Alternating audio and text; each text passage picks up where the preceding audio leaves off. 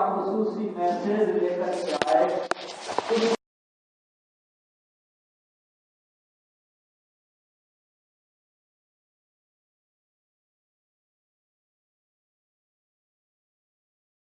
کیا خصوصی میسج لے کر کے آئے. کچھ ساتھیوں سے 4-5 باتیں پچھلے 2 جمعوں کے اندر آپ حضرات کے سامنے بیان کی.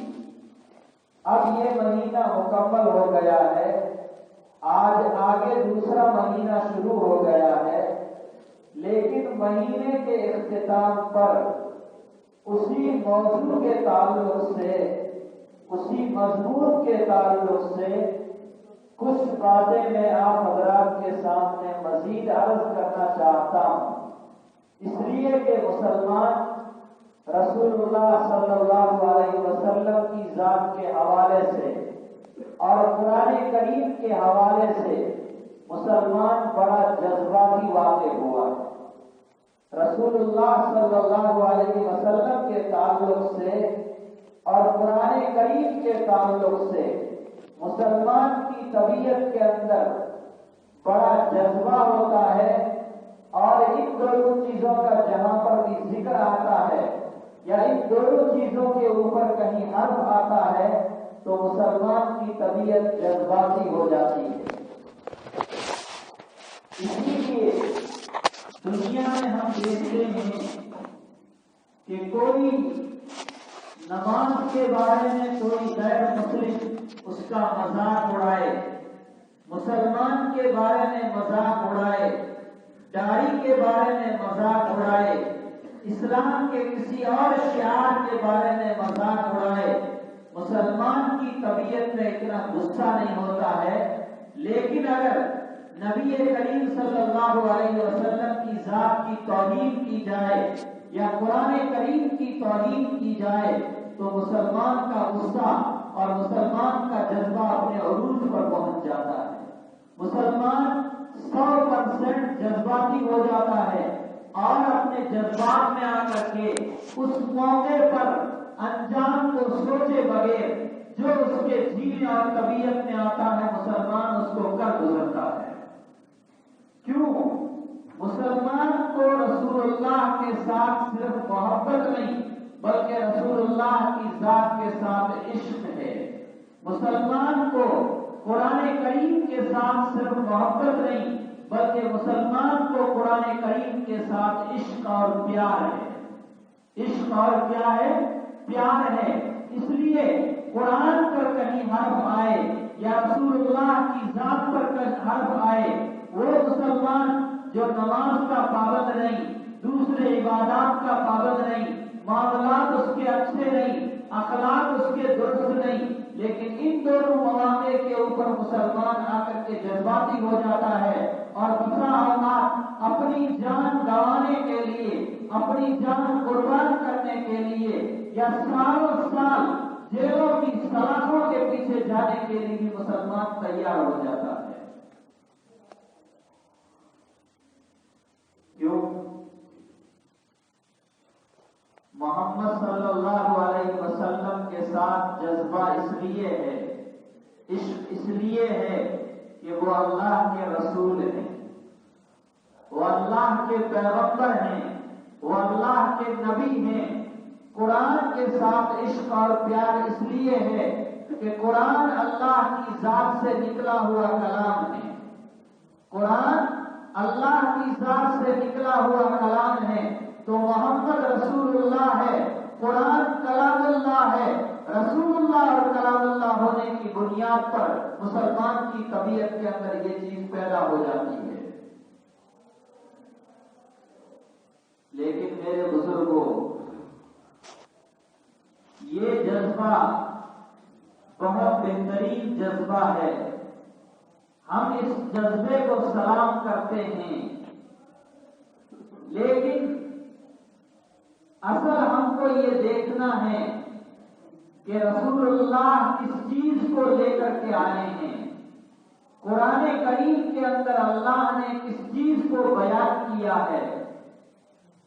ان چیزوں کی طرف ہم کم جاتے ہیں اور ہم ان دونوں چیزوں کی تعلق سے اگر گستاخی ہو، اگر توہین ہو، ان کے ساتھ میں اگر کوئی بدتمیزی کا معاملہ کرے تو مسلمان کی طبیعت بہت جذباتی ہو جاتی اور مچلنے لگ جاتی ہے۔ اللہ تبارک و تعالیٰ فرماتے ہیں کہ رسول اللہ صلی اللہ علیہ وسلم کو میں نے بھیجا ہے، لیکن صرف آپ کی ذات کے ساتھ ہم جذباتی ہو جائیں، آپ کی ذات کے اوپر کوئی حرف آ جائے اور ہم کو غصہ آئے، ہم نے اس لیے نہیں بھیجا۔ میرا قرآن کریم علمی کتاب ہے، رسول اللہ صلی اللہ علیہ وسلم اس کی عملی تفسیر ہے۔ میرا قرآن کریم کلام اللہ یہ علمی کتاب ہے، علم کا دریا اور علم کا سمندر ہے، لیکن اس علم کو میدان میں اتارنے کے لیے، میدان میں عملی جامہ پہنانے کے لیے اللہ تبارک و تعالیٰ نے رسول اللہ صلی اللہ علیہ وسلم کو دنیا کے اندر بھیجا ہے۔ تو قرآن کریم علمی کتاب ہے، رسول اللہ صلی اللہ علیہ وسلم میدان کے اندر اس کی عملی تفسیر ہے۔ اب سنو، اللہ قرآن میں فرماتے ہیں لقد کان لکم فی رسول اللہ اسوۃ حسنہ، رسول اللہ صلی اللہ علیہ وسلم کی ذات میں تمہارے لیے بہترین نمونہ ہے، رسول اللہ کی ذات تمہارے لیے بہترین آئیڈیل ہے، نمونہ ہے اور آئیڈیل ہے۔ حضور نے جس طرح زندگی گزاری ہے، مسلمان کو بھی اسی طرح زندگی گزارنے کی کوشش کرنی چاہیے۔ کس چیز میں نمونہ ہے؟ دنیا کی ہر چیز میں، ایمان میں، عقائد میں، اعمال میں، اخلاق میں، معاملات میں، معاشرت میں، اور دنیا کی بہت ساری چیزیں ایسی ہیں کہ جن چیزوں کے اندر نبی کریم صلی اللہ علیہ وسلم صرف مسلمانوں کے لیے نہیں بلکہ جو بھی رسول اللہ صلی اللہ علیہ وسلم کے قریب آنے کی کوشش کرے گا، قرآن کے قریب آنے کی کوشش کرے گا، ایمان کے قریب آنے کی کوشش کرے گا، رسول اللہ صلی اللہ علیہ وسلم کی ذات ہر اس مسلمان کے لیے اور ہر اس غیر مسلم کے لیے بہترین نمونہ اور بہترین آئیڈیل ہے۔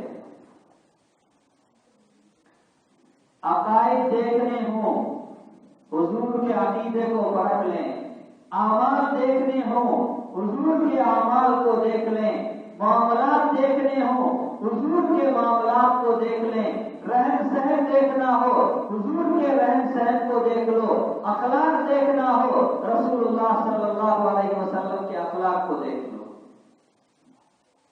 لقد کان لکم فی رسول اللہ اسوۃ حسنہ، نبی علیہ السلام کی ذات میں، نبی علیہ السلام کی ذات کے اندر مسلمانوں کے لیے اور وہ لوگ جو آپ کے قریب آنا چاہتے ہیں ان تمام لوگوں کے لیے زندگی گزارنے کا ایک بہترین نمونہ ہے۔ اس نمونے کو سامنے رکھ کر کے ہم اپنی زندگی کو اچھا بنانا چاہیں گے تو انشاءاللہ بہترین ہم اپنی زندگی کو بنا سکتے ہیں۔ ایک دوسری آیت میں اللہ تبارک و تعالیٰ نے نبی علیہ السلام کی کچھ صفات بیان فرمائی ہے کہ حضور دنیا میں تشریف لائے ہیں تو آپ کی اور بہت ساری صفات ہیں، لیکن چند موٹی موٹی صفات ایسی ہیں جن کو اللہ تبارک و تعالیٰ نے اس آیت کے اندر بیان فرمایا۔ اور ایک حدیث میں نبی کریم صلی اللہ علیہ وسلم نے بیان فرمایا ہے، ہر نماز کے بعد جو مسلمان اس آیت کو پڑھے گا، ہر نماز کے بعد جو مسلمان اس آیت کو پڑھے گا، قیامت کے دن نبی کریم صلی اللہ علیہ وسلم اس کی ضرور سفارش فرمائیں گے۔ اس کے بعد ہر نماز کے بعد، جہاں ہر نماز کے بعد ہم آیت الکرسی پڑھتے ہیں، اللہ پڑھتے ہیں، اس کے ساتھ قرآن کریم کی چھوٹی چھوٹی ان دو آیتوں کو بھی ہم ملا دیں۔ حضور فرماتے ہیں جو ان آیتوں کو پڑھے گا قیامت کے دن میری سفارش اس کے لیے واجب ہو جائے گی۔ وہ کیا ہے قرآن کریم کی آیت ہے؟ لقد جاءکم رسول من انفسکم عزیز علیہ ما عنتم حریص علیکم بالمؤمنین رؤوف الرحیم فإن تولوا فقل حسبی اللہ لا الہ الا ہو علیہ توکلت وہو رب العرش العظیم۔ 11ویں پارے کی یہ 2 آیتیں ہیں۔ آیت الکرسی کے ساتھ ان 2 آیتوں کو بھی ہم پڑھ لیں تو قیامت کے دن نبی علیہ الصلوۃ والسلام ہمارے لیے شفاعت فرمائیں گے۔ اللہ ہم کو نمازوں کی پابندی کرنے کی بھی توفیق عطا فرمائے اور نماز کے بعد ان آیتوں کو پڑھنے کی بھی اللہ ہم سب کو توفیق عطا فرمائے۔ پہلی آیت کے اندر اللہ تبارک و تعالیٰ نے نبی علیہ الصلوۃ والسلام کی 4-5 صفات بیان فرمائی ہے۔ پہلی صفت لقد جاءکم رسول، تمہارے پاس ایک رسول آیا ہے۔ لقد جاءکم رسول، تمہارے پاس میں محمد صلی اللہ علیہ وسلم جو انسان ہے وہ انسان کی شکل میں تمہارے پاس میں اللہ کے پیغمبر ہیں، اللہ کے رسول ہیں۔ تو گویا اس ٹکڑے کے اندر اللہ تعالیٰ نے محمد صلی اللہ علیہ وسلم کی آمد کی ہم کو اطلاع دی ہے، دنیا میں تشریف لانے کی ہم کو اطلاع دی ہے۔ پھر آگے فرمایا من انفسکم، وہ رسول جو تمہارے پاس میں آیا ہے وہ تمہیں کا ہے، تمہاری جنس کا ہے، تمہاری قوم کا ہے، بنی نوع انسان میں سے ہے، کسی اور مخلوق کا نہیں ہے، نورانی مخلوق میں سے نہیں ہے، آگ کی مخلوق میں سے نہیں ہے، بلکہ انسانوں کی مخلوق میں سے اللہ نے اس کو پیدا فرمایا۔ جیسے دوسرے انسان، دوسرے بچے اپنے ماں کے پیٹ سے پیدا ہوتے ہیں، اسی طرح حضرت محمد صلی اللہ علیہ وسلم بھی اپنی ماں کے پیٹ سے ہی پیدا ہوئے ہیں۔ اللہ نے جنت کے اندر ان کو کوئی گھڑ کر کے اتارا نہیں ہے، اللہ نے جنت میں ان کو بنا سوار کر کے جنت میں پیدا کر کے اور پھر وہاں 40 سال آپ کی زندگی گزری ہو یا آپ کے چند مہینے گزرے ہوں اور پھر اللہ نے آپ کو دنیا کے اندر اتار دیا ہو۔ قرآن کہتا ہے ایسا کچھ نہیں ہے۔ محمد صلی اللہ علیہ وسلم اپنے باپ عبداللہ کے بیٹے اور اپنی ماں حضرت آمینہ کے بیٹے ہیں، اپنی ماں آمینہ کے پیٹ سے نکلے ہیں جیسے دوسرے بچے اپنی ماں کے پیٹ سے پیدا ہوتے ہیں۔ من انفسکم، تمہیں میں سے ہے۔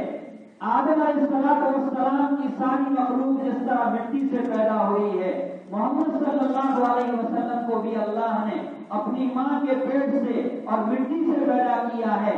وہ آگ سے یا دودھ سے پیدا نہیں ہوئے، لیکن اللہ نے ان کی ایسی تربیت فرمائی، ان کی اللہ تبارک و تعالیٰ نے اخلاق سے ایسا آراستہ کیا کہ دنیا کے اندر رہتے ہوئے انہوں نے کبھی اللہ کی نافرمانی نہیں کی، یعنی کہ اسی لیے انبیاء کرام گناہوں سے بالکل پاک اور صاف ہوتے ہیں، انبیاء کرام گناہوں سے بالکل معصوم ہوتے ہیں۔ مسلمانوں میں ایک طبقہ ایسا ہے جو یہ کہتا ہے کہ محمد صلی اللہ علیہ وسلم انسان نہیں ہے، محمد صلی اللہ علیہ وسلم بشر نہیں ہے، حالانکہ قرآن خود اعلان کرتا ہے قل انما انا بشر مثلکم، حضور سے اللہ اعلان کروا رہے ہیں آپ کہہ دو میں بھی تمہارے جیسا ایک انسان ہوں، میں بھی تمہارے جیسا ایک انسان ہوں۔ تو دوسری صفت اللہ نے بیان فرمائی من انفسکم، جو رسول تمہارے پاس میں آیا ہے وہ رسول تمہیں کا ہے، وہ رسول کسی اور مخلوق سے پیدا نہیں ہوا ہے۔ عزیز علیہ ما عنتم، عزیز علیہ ما عنتم، تم کو کوئی تکلیف پہنچتی ہے، تم کو کوئی مصیبت پہنچتی ہے تو محمد صلی اللہ علیہ وسلم کے اوپر وہ تکلیف بڑی گرا گزرتی ہے، بڑی کیا گزرتی ہے؟ گرا گزرتی ہے۔ وہ تکلیف انسانوں کو پہنچتی ہے اور تکلیف محمد صلی اللہ علیہ وسلم کو ہو رہی ہے۔ اسی لیے نبی علیہ الصلوۃ والسلام کی زبان کے اوپر ہمیشہ یہ رہتا تھا اے اللہ ان انسانوں کا کیا حال ہوگا جو تیری توحید کے قائل نہیں، جو تیری رسالت کے قائل نہیں، جن کے عقائد صحیح نہیں، جن کے اعمال صحیح نہیں۔ حضور روتے تھے، بچوں کی طرح بلبلاتے تھے اور اپنی امت کے اوپر اور ساری انسانیت کے غم کے اندر آپ روتے تھے، قرآن نے آیت نازل فرما دی، فَلَعَلَّكَ بَاخِعٌ نَفْسَكَ عَلَىٰ آثَارِهِمْ إِن لَّمْ يُؤْمِنُوا بِهَٰذَا الْحَدِيثِ أَسَفًا۔ اے نبی، ان لوگوں کے ایمان نہ لانے کی وجہ سے آپ بے چین ہو رہے ہیں، آپ کو تکلیف ہو رہی ہے، اللہ فرماتے ہیں آپ کو افسوس کرنے کی ضرورت نہیں ہے۔ جن لوگوں کے مقدر میں ایمان لکھا ہوا ہے، جو لوگ آپ کی اطاعت کریں گے وہ ایمان کی طرف آئیں گے، اور جو لوگ آپ کی اطاعت نہیں کریں گے وہ آپ کی طرف ایمان کی طرف نہیں آ سکتے۔ عزیز علیہ ما عنتم، تمہارے اوپر کوئی بوجھ آئے تو نبی کو تکلیف ہوتی ہے۔ کس کو تکلیف ہوتی ہے؟ نبی کو تکلیف ہوتی ہے۔ نبی علیہ الصلوۃ والسلام کو معراج میں لے جایا جا رہا ہے۔ ہمارا عقیدہ ہے کہ حضور کو اسی جسم کے ساتھ ساتوں آسمانوں کی، جنت کی اور جہنم کی سیر کروائی گئی۔ حضور کو آپ کے جسم اطہر کے ساتھ روحانی طور پر نہیں بلکہ جسم اطہر کے ساتھ حضرت جبرائیل علیہ الصلوۃ والسلام براق پر سوار کر کے ساتوں آسمانوں پر لے گئے اور جنت اور دوزخ کی بھی آپ کو سیر کروائی گئی۔ لوگوں کی سمجھ میں نہیں آتا تھا کہ اتنا لمبا سفر ایک رات کے اندر کیسے ہو سکتا ہے۔ جب سے ہوائی جہاز آیا ہے یہ چیز لوگوں کے سمجھ میں آنی شروع ہو گئی، اور اب تو ایسا ہوائی جہاز آنے والا ہے 24 گھنٹے میں پوری دنیا کا آپ کو سفر کروا سکتا ہے۔ حضرت جبرائیل علیہ السلام جنت کی براق لے کر کے مکہ مکرمہ میں آئے ہیں، حضور کو سوار کیا، وہاں سے چل کر کے بیت المقدس گئے، وہاں نبی علیہ الصلوۃ والسلام نے انبیاء کرام کو 2 رکعت نفل کی امامت کروائی ہے۔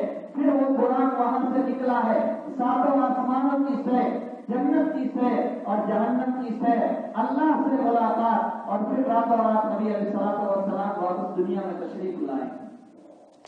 حضور جب اللہ سے ملاقات کے لیے گئے ہیں تو حضور کو اللہ نے جو سب سے بڑا تحفہ اور سب سے پہلا تحفہ دیا تھا وہ تحفہ تھا 50 نمازیں۔ کتنی نمازیں؟ 50 نمازیں۔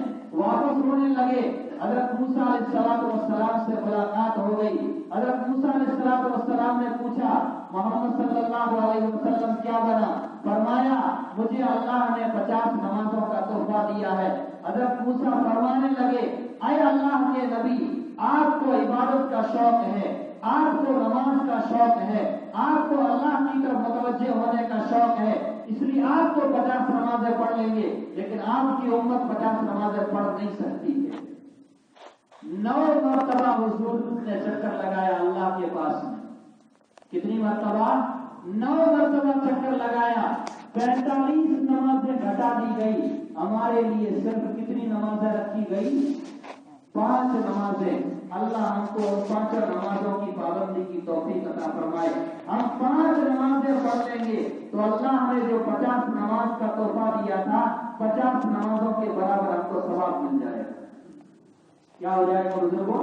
ثواب مل جائے گا۔ تو حضور کو جب حضرت موسیٰ علیہ السلام نے یہ کہا کہ حضور آپ تو 50 نمازیں پڑھ لیں گے لیکن آپ کی امت نہیں پڑھ پائے گی، تو حضور بار بار اللہ کے دربار میں جا رہے ہیں، اے اللہ یہ 50 نمازیں میری امت کے لیے مشکل ہو جائے گی، اس لیے آپ 50 نمازیں نہ کریں بلکہ کم کر دیں تاکہ میری امت کے لیے آسانی ہو۔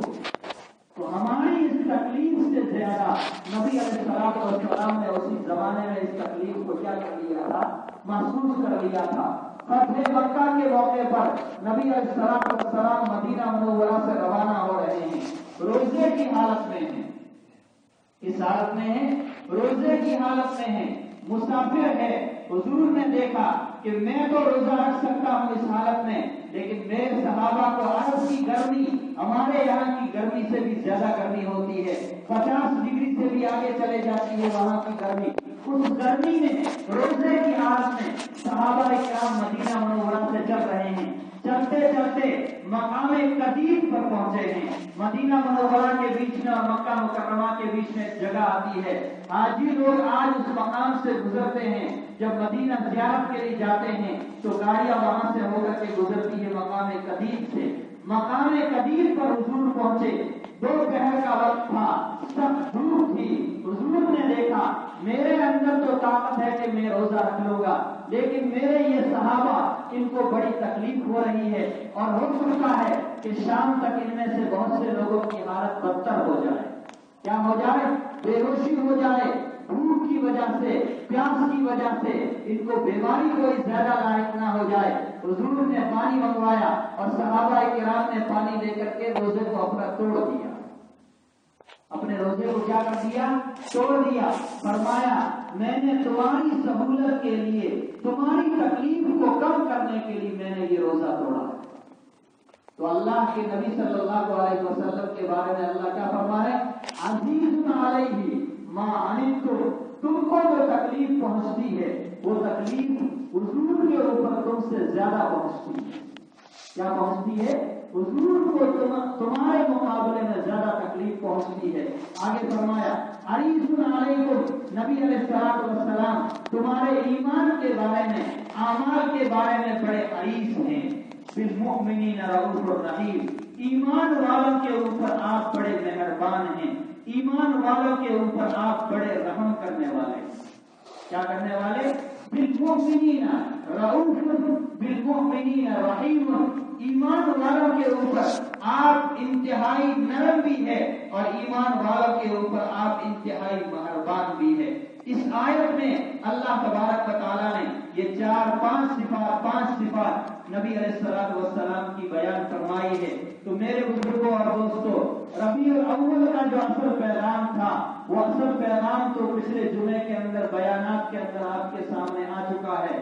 اب وہ مہینہ ختم ہو رہا ہے، لیکن دنیا کے مسلمانوں نے حضور کے ساتھ اور قرآن کے ساتھ اپنے تعلق کو، اپنی محبت کو، اپنے پیار کو اور اپنے عشق کو جیسے ظاہر کیا ہے، ہمیں بھی اپنے دل کے اندر وہ عشق پیدا کرنا چاہیے۔ کیا کرنا چاہیے، بولو، پیدا کرنا چاہیے۔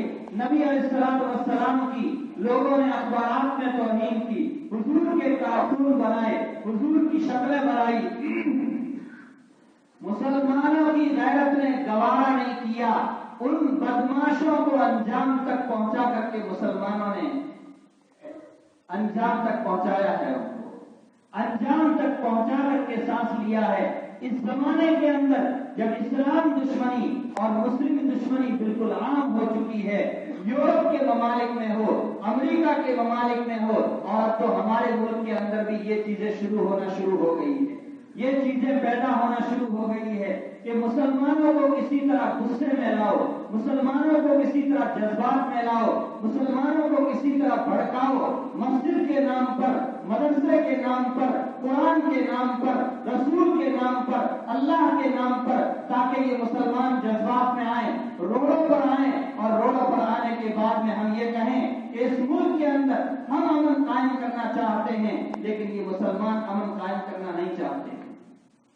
اس لیے بزرگوں، حضور کی گستاخی ہو اور کسی چیز کی گستاخی ہو، لیکن قرآن کی گستاخی اور حضور کی شان میں کوئی گستاخی ہو، مسلمان اس کو کیا نہیں کر سکتا ہے، برداشت نہیں کر سکتا ہے۔ قرآن کے تعلق سے میں آپ کو ابھی تازہ واقعہ بتا دوں، میرے نوجوان ساتھی جو موبائل دیکھتے ہیں ان کو اچھی طرح معلوم ہے، ناروے ایک ملک ہے امریکہ، ادھر امریکہ کی طرف، اس ملک کے اندر عیسائیوں نے ایک احتجاج نکالا۔ کیا نکالا؟ ایک احتجاج نکالا دھرنے کی شکل میں۔ اس احتجاج کو ختم کرنے کے بعد انہوں نے قرآن کو جلانے کی کوشش کی۔ کیا کی؟ قرآن کو جلانے کی کوشش کی۔ بزرگوں، قرآن اللہ کا کلام ہے، اللہ کی کتاب ہے، مسلمان اس کو جلتے ہوئے اس کا دل گوارا نہیں کرتا، لیکن بزرگوں کو دوستوں معاف کرنا، ہم اپنے گھر کے اندر بیٹھ کر کے ہم اپنے عمل کے ذریعے سنت کا، قرآن کے احکام کا جنازہ نکال دیتے ہیں اور ہمیں اس کی کوئی پرواہ نہیں ہوتی۔ کیا نہیں ہوتی ہے؟ یہ حقیقت ہے۔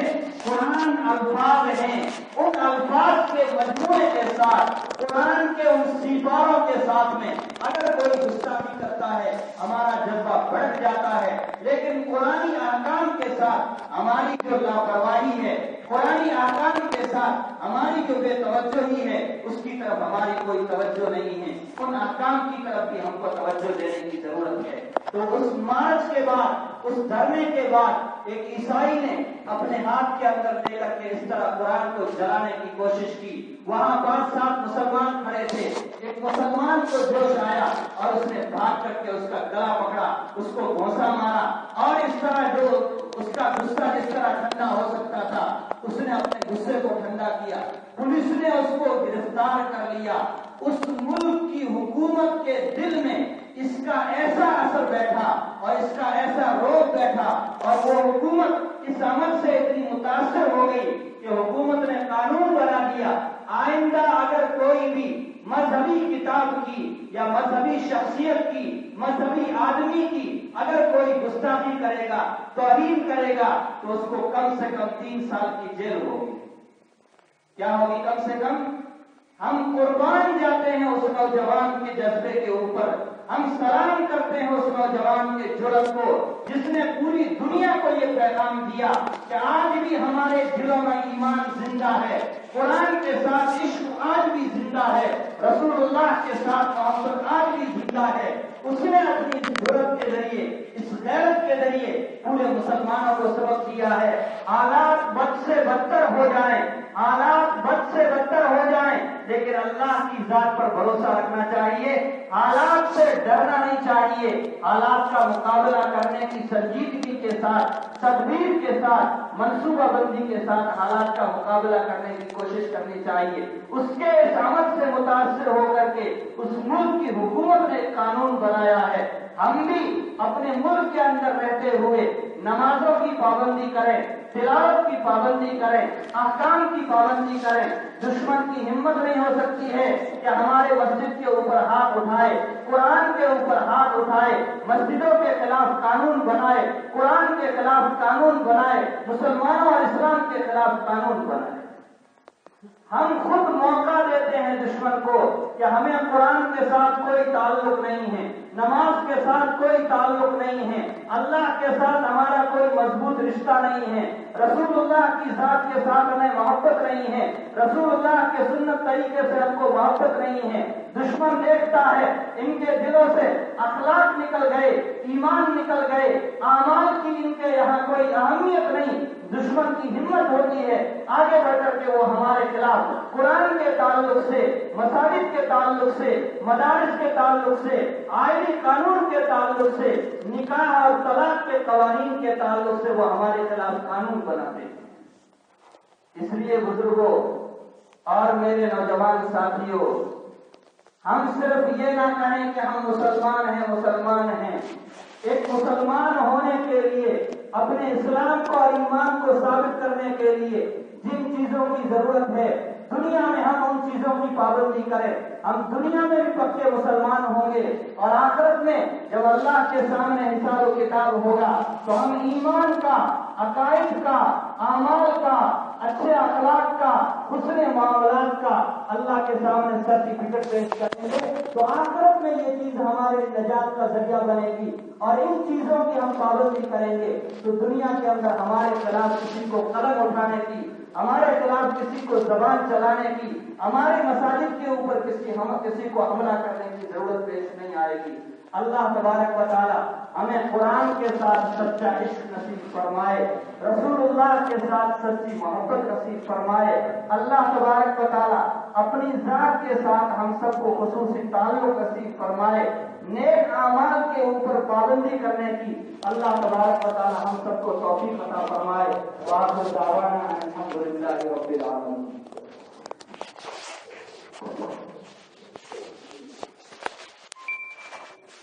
سب راضی خوشی